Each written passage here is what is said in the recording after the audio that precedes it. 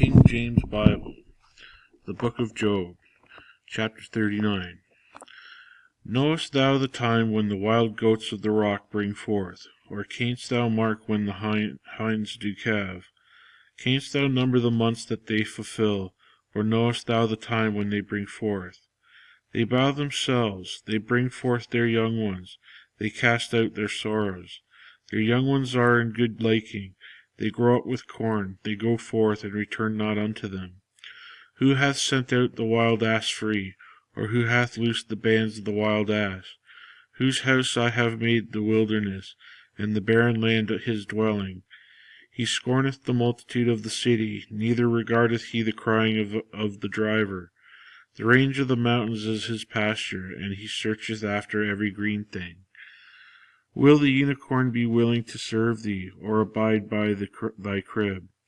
Canst thou bind the unicorn with his band in the furrow, or will he harrow the valleys after thee? Wilt thou trust him because his strength is great, or wilt thou leave thy labor to him?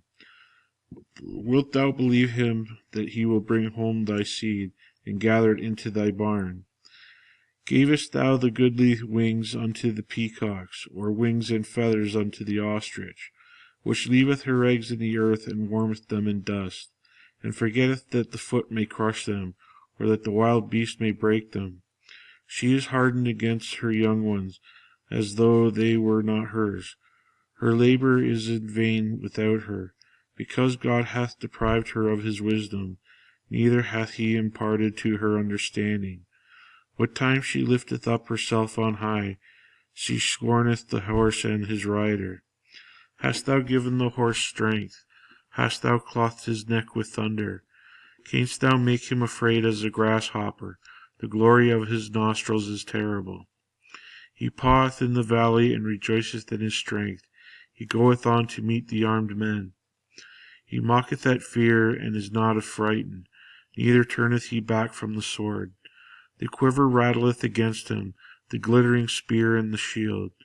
He swalloweth the ground with fierceness and rage, neither believeth he that it is the sound of the trumpet. He saith among the trumpets, Ha ha! And he smelleth the battle afar off, the thunder of the captains and the shouting. Doth the hawk fly by thy wisdom, and stretch her wings towards the south? Doth the eagle mount up at thy command, and make her nest on high? She dwelleth and abideth on the rock, upon the crag of the rock and the strong place. From thence she seeketh the prey, and her eyes behold afar off. Her young ones also suck up blood, and were the slain, and there is she.